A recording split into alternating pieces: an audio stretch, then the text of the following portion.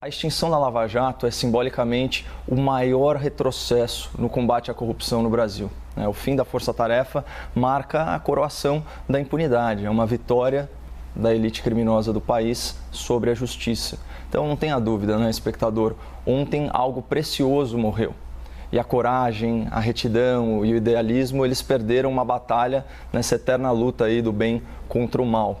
Nós, brasileiros, nós somos vítimas não apenas da corrupção praticada pelas elites e da impunidade reservada aos poderosos. Nós também somos vítimas da desinformação promovida por um jornalismo cada vez mais militante e menos comprometido com a realidade dos fatos. Então, uma imprensa vassala a políticos de estimação que não reage a um sistema tão viciado, nem é mais imprensa. Se torna um órgão de propaganda do crime.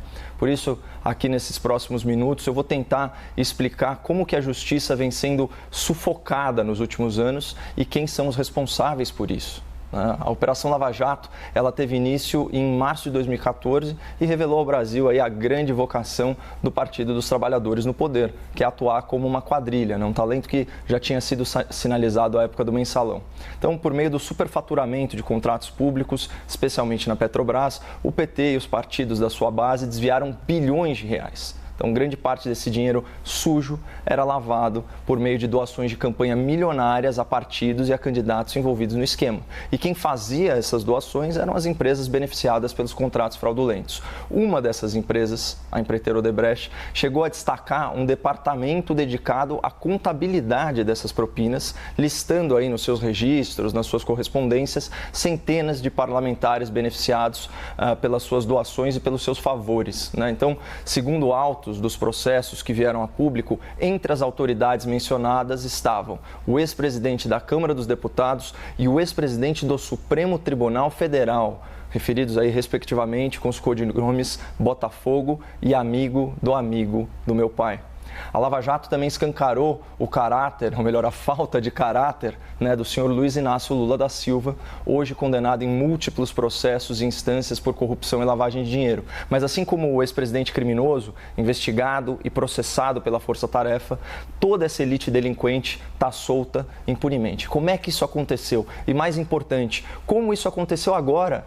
Sob um governo que prega a lei e a ordem e que foi eleito em 2018 justamente para moralizar a política e para reforçar o combate à corrupção. Bom, vamos lá. O artigo 5º da Constituição estabelece que ninguém pode ser considerado culpado até que sejam esgotados todos os infinitos recursos judiciais à disposição do réu. Mas isso nunca significou que condenados pela justiça não poderiam ser presos antes de finalizado o processo, até porque, com o julgamento em segunda instância, existe certeza jurídica quanto ao cometimento do delito e à autoria do crime. Foi assim no Brasil por décadas, mas quando a justiça bateu a porta da elite corrupta, no caso do Mensalão, o STF mudou esse entendimento pela primeira vez. Isso foi em 2009, o mesmo ano que o Lula indicou para o STF o antigo advogado do Partido dos Trabalhadores, o doutor Dias Toffoli. A partir de 2014, as revelações da Lava Jato, elas conseguiram a proeza de chocar uma nação que já estava acostumada a ser roubada. E para completar o cenário de ebulição social, além de corrupto, o governo petista se mostrou muito incompetente, gerando uma crise econômica que penalizou os mais pobres, elevando a inflação para mais de 10% e extinguindo 2.800.000 empregos só de carteira assinada, isso no biênio 2015-2016. Então, indignado, claro, o povo foi às ruas pacificamente e obteve duas vitórias fundamentais para a democracia brasileira. Primeiro, o impeachment da Dilma Rousseff e, segundo, o recuo do STF, que voltou a considerar constitucional, vejam só, a prisão após julgamento em segunda instância. Então, quem não se lembra dessa época, Os homens mais poderosos do nosso tempo estavam indo para a cadeia por assaltar os cofres públicos. Parecia que o Brasil finalmente estava aí no caminho para se tornar um país civilizado, em que ninguém está acima da lei, nem presidente, nem senador, nem deputado, nem empreiteiro bilionário ou executivo apadrinhado. E como que a Lava Jato conseguiu desmantelar, desconstruir todo esse esquema e enquadrar tanta gente graúda? Entendendo como que pensam os criminosos do colarinho branco. né? Corruptos são essencialmente covardes, egoístas e imediatistas. Essa escória faz tudo o que tiver ao seu alcance para reduzir a própria pena, diminuir o seu sofrimento pessoal e não arcar com a responsabilidade pelos seus atos. Por isso que foi criada a colaboração premiada, para que o roto falasse do rasgado, para que o rato entregasse a ratazana. E o maior incentivo para um criminoso delatar os seus companheiros é a certeza da aplicação da lei e, claro, o receio de passar muito tempo na prisão. E vamos lá, vamos combinar. De 2016 a 2019, os nossos corruptos estavam apavorados. E o resultado disso são os números impressionantes. Alguns a Roberta já trouxe, eu posso ler outros aqui. Foram 209 acordos de colaboração premiada com os réus, 17 acordos de leniência com as empresas envolvidas, 79 operações policiais, 553 denunciados e desses, 174 réus já foram condenados. Isso sem falar nos 4 bilhões e 300 milhões de reais devolvidos aos cofres públicos e outros 14 bilhões e, se não me engano, 700 milhões previstos de recuperação. Mas aí sempre aparece o ingênuo, o leigo, o militante ou o contratado para alegar que esses recordes no combate à corrupção não justificam supostos abusos autoritários lá da República de Curitiba. E aí eu pergunto, que abuso? Que autoritarismo? A prova definitiva da correção e da imparcialidade da Lava Jato se expressa da forma mais cristalina pela confirmação das sentenças nas instâncias superiores e no Tribunal Recursal. Então, vejam só esse levantamento de 2019, do UOL e da Folha de São Paulo, que chegou à seguinte conclusão após analisar 176 sentenças proferidas pela 13ª Vara e depois reexaminadas pelos desembargadores do Tribunal Regional da 4ª Região. Apenas 5% das sentenças foram reformadas para absolver o réu que tinha sido condenado. Por outro lado, 3% das sentenças foram reformadas para condenar o réu que tinha sido absolvido, equilibrado. Mas a maior parte das sentenças modificadas pelos desembargadores, quase 30%, elas foram alteradas para agravar a pena dos condenados em primeira instância. Ou seja, Curitiba não era uma vara rigorosa, Tanto que, das 69 sentenças mantidas intactas pelo TRF4, 27 eram absolvições. Pessoal, esses índices de conformidade aí entre primeira instância e segunda instância são muito superiores à média nacional, pesquisem. E isso derruba aquele argumento falacioso de que a Força Tarefa de Curitiba atuava arbitrariamente. Então, não havia argumento material para reverter as decisões de primeira instância, tanto que os recursos, os pedidos de habeas corpus dos réus eram sempre indeferidos, tanto no STJ quanto no Supremo. Então, diante de uma força-tarefa eficiente, uma força-tarefa justa, qual a saída que foi encontrada para frear a Lava Jato? Bom, se você não pode mudar o juiz, mude a regra do jogo. E assim foi feito. No Supremo Tribunal, pela jurisprudência, e no Legislativo, pela aprovação de leis favoráveis aos réus e pelo engavetamento de projetos desfavoráveis aos criminosos e corruptos. Sob a presidência, na aclamada presidência do deputado Rodrigo Maia, o pacote anticrime que agravava penas, que trazia inovações para o direito penal e que tipificava o delito de caixa 2 foi completamente desfigurado. O seu texto final dificultou a decretação e a manutenção da prisão preventiva, reduziu a liberdade do Ministério Público para negociar o regime de pena nas delações e criou a desnecessária figura do juiz de garantias, que, se implementada, vai tornar o processo judicial ainda mais moroso e ainda mais custoso ao erário. Além disso, claramente legislando em causa própria, o Parlamento aprovou a tal Lei de Abuso de Autoridade, que é repleta de dispositivos com o potencial de criminalizar a atividade judicial e gerar enorme risco de retaliação contra delegados, contra promotores, contra juízes. Então, na seara penal, o mandato do senhor Rodrigo Maia e também do senhor Davi Alcolumbre, ele vai ser lembrado pela total inversão de valores. Trataram criminosos como vítimas e aplicadores da lei como criminosos. Mas aqui cabe uma ressalva muito importante. A aprovação dessas leis, embora seja de responsabilidade do Congresso, ela foi facilitada pela timidez das lideranças do governo e pela ausência do veto presidencial.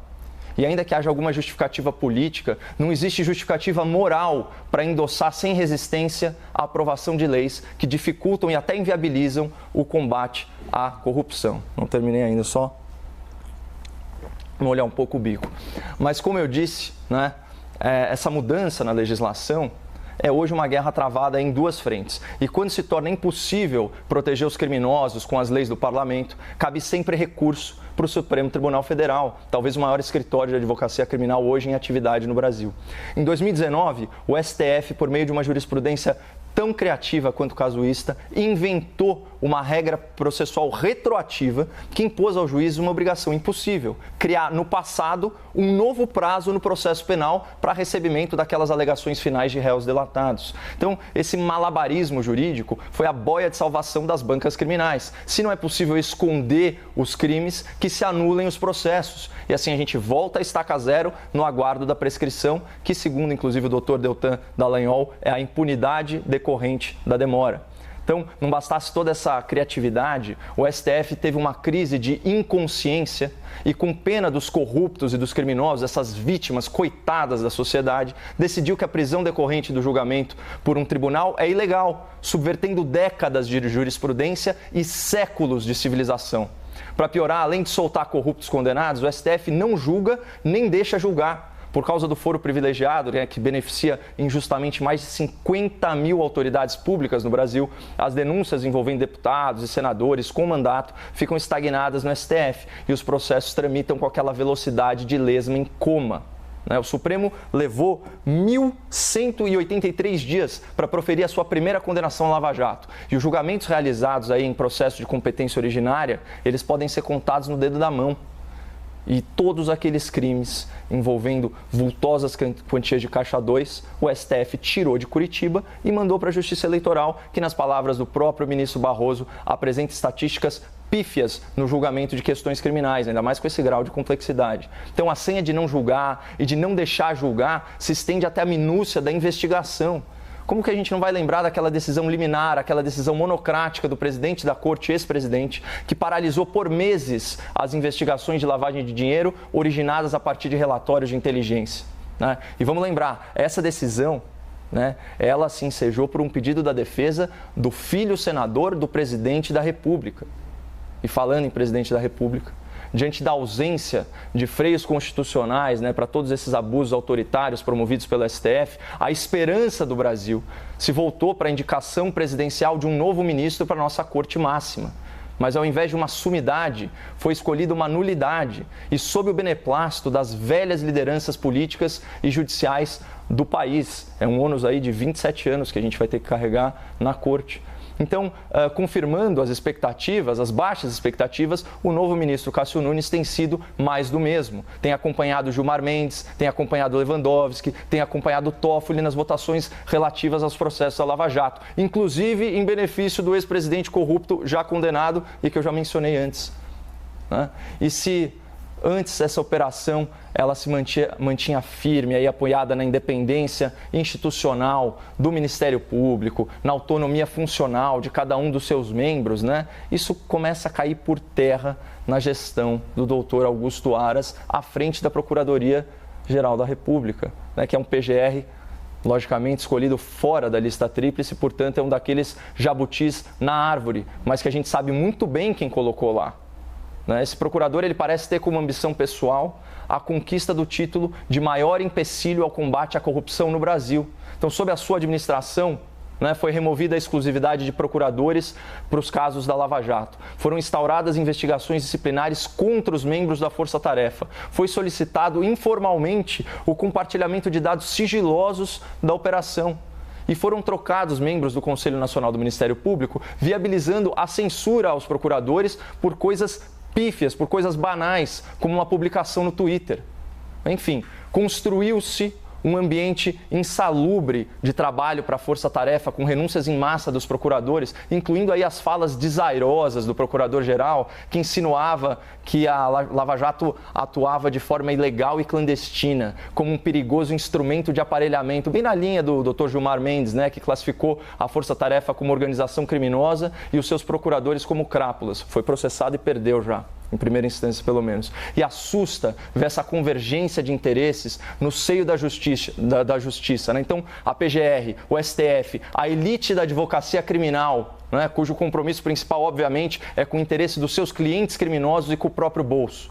Então, percebam em quantas trincheiras a Lava Jato foi diretamente atacada. No Congresso, no STF, na PGR e, finalmente, na imprensa militante, que veiculou sem perícia mensagens privadas obtidas de forma criminosa e que supostamente comprometeriam a imparcialidade dos juízes e procuradores da Força-Tarefa. Mas, como eu disse lá no começo, os autos do processo e a sua conformidade com as instâncias superiores são a maior evidência da retidão desses profissionais. E, de qualquer forma, toda a prova obtida de forma ilícita, isso é básico, exceto em raríssimos casos, se a prova evidenciar a inocência do réu, o que nunca é o caso, né? Pelo menos não aqui no Brasil. Toda a prova obtida de forma ilegal é nula por força constitucional. Sabendo disso, o STF, malandramente, solicitou o material apreendido com os hackers e, ao invés de destruí-lo, fez cópia, certificou e deu publicidade.